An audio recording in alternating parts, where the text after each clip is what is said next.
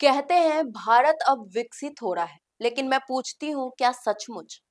जब एक राज्य के पूरे गांव को एक ही कमरे में जीना पड़े, बच्चे टेंट में पढ़ें और पीने का पानी तक गंदे तालाब से लाना पड़े, तो सवाल उठता है, क्या यही है विकसित भारत की असली तस्वीर?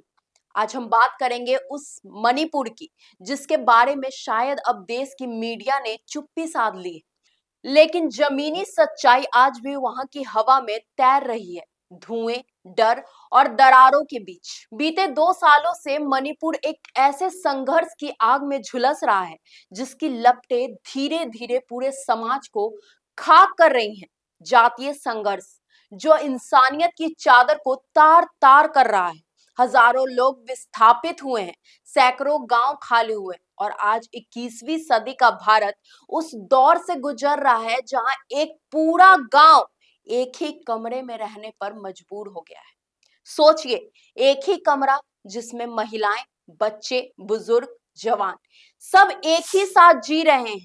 कोई निजता नहीं, कोई सुविधा नहीं, ना पंखा है ना बिजली, और सबसे अहम बात, साफ पीने का पानी भी नहीं। बारिश का मौसम हो या फिर तपती गर्मी, ये लोग मजबूरी और गंदे तालाबों से पानी लाकर उबालते हैं और फिर उसी से अपनी प्यास बुझाते हैं।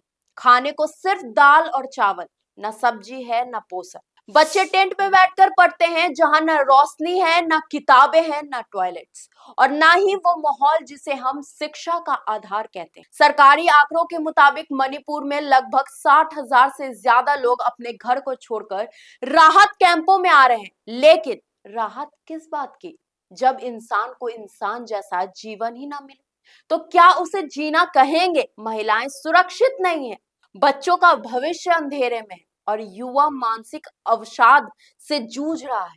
ये सिर्फ आंकड़े नहीं है, ये उस दर्द की दस्तक है जो दिल्ली की दीवारों से टकरा कर लौट जाती है। अब जरा सोचिएगा, यही देश है जो चंद्रयान पर करोड़ों रुपए खर्च करता है, G20 सम्मेलन में विदेशी मेहमानों के स्वागत में सजे बंगले दिखाता है, जहां सरकार विकसित भारत का सपना बेचती है, पर उसी देश का एक राज्य मणिपुर 2 साल से युद्ध की स्थिति में जी रहा है, जहां लोगों के पास छत तक नहीं है, रोटी नहीं है, दवा नहीं है, शिक्षा नहीं है, और सबसे बड़ी बात, सुनवाई तक नहीं है। हम हर दिन यहाँ बच्चों को बीमार होते देखते हैं।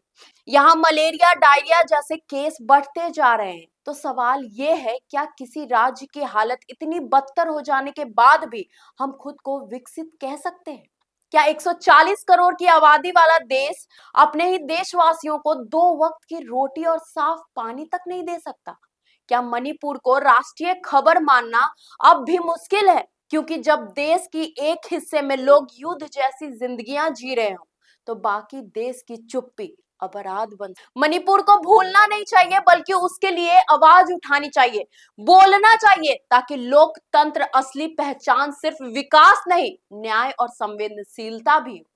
आपकी इस पे क्या राय है, हमें जरूर बताएं। अगर आपको ये वीडियो पसंद आई होगी तो चैनल को लाइक करें, शेयर करें, सब्सक्राइब करना बिल्कुल ना भूलें। तब तक के लिए धन्यवाद।